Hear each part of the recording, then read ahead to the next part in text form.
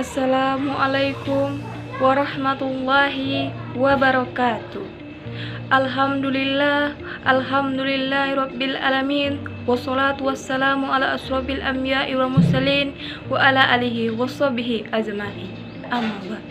Pertama dan paling utama, marilah kita panjatkan puji syukur kita kehadirat Allah Subhanahu wa Ta'ala yang telah melimpahkan rahmat hidayah inayahnya sehingga kita dapat melaksanakan kegiatan kita. Tak lupa pula sholawat beriringkan salam marilah kita curahkan pada Nabi besar Muhammad SAW yang telah membawa kita dari zaman yang penuh kebodohan menuju zaman yang penuh dengan ilmu pengetahuan pada saat ini. Dengan melepaskan Allahumma sholli ala Sayyidina Muhammad wa ala alihi Sayyidina Muhammad. Yang terhormat Bapak Mata Kuliah Pancasila, Bapak Yantos SIP, MSI, dan kawan-kawan seperjuangan yang saya sayangi. Di sini saya akan berpidato bertema Pancasila. Siapa di negara ini yang tidak mengenal Pancasila? Pancasila adalah pondasi negara ini. Pancasila terdiri dari 5 pilar yang setiap pilarnya mengandung makna yang sangat dalam bagi Indonesia. Yang pertama, ketuhanan yang Maha Esa.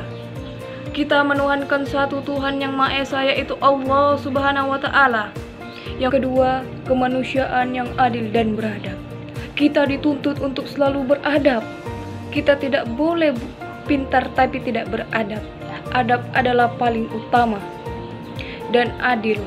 Di negara ini kita tidak menemukan keadilan. Contohnya seperti yang sedang viral pada saat ini, Omnibus. Mereka semena-mena pada kita. Mereka tidak menghargai kita itu ada. Mereka terus menindas orang-orang yang lemah. Apa untungnya bagi kita dengan ditetapkannya undang-undang itu? Apa? Kita hanya dijadikan budak di negara kita sendiri. Kita tidak bisa melawan. Kita melawan pun hanya dengan demokrasi, tapi mereka lebih keras. Mereka lebih menghancurkan kita. Ketiga, persatuan Indonesia. Kita negara ini, kita warga negara Indonesia dituntut untuk selalu bersatu. Tanpa mudah terpecah belah, tanpa mudah terprovokasi. Kita harus sama-sama bersatu untuk melawan semua orang yang ingin menghancurkan Indonesia. 4. Kerakyatan yang dipimpin oleh hikmat kebijaksanaan dalam permusyawaratan perwakilan. Di sini kita dapat memetik makna bahwa semuanya harus dimusyawarakan. Apa kalian melihat bahwa di Indonesia ini itu masih berlaku? Tidak. Mereka hanya memikirkan diri sendiri.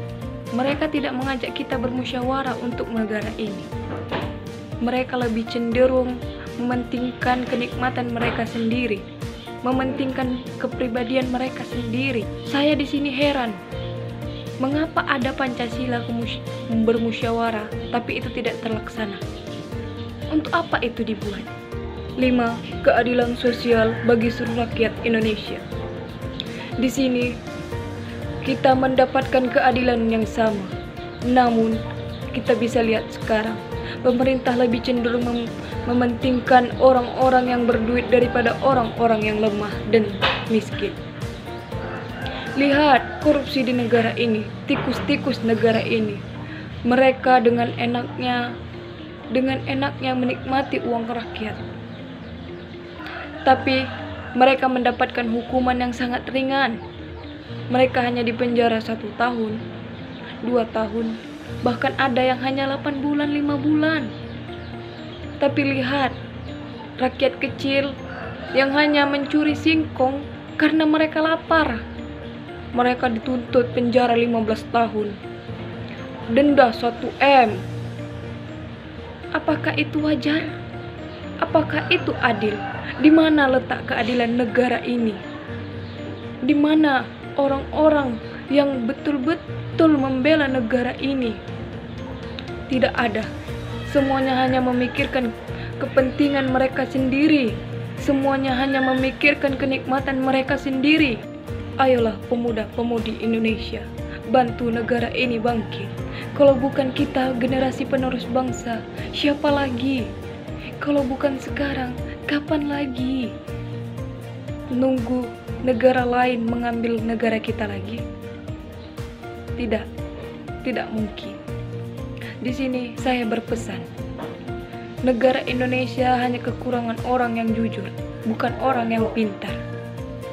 Negara Indonesia sangat kaya, bahkan orang pintar di negara Indonesia sangat banyak, tapi orang yang jujur sangat-sangat minim. Sekian pidato saya, apabila ada kekurangan dan kesalahan kata mohon dimaafkan. Akhirul kalam, wassalamualaikum warahmatullahi wabarakatuh. Bangkitlah Indonesiaku, jayalah Indonesiaku.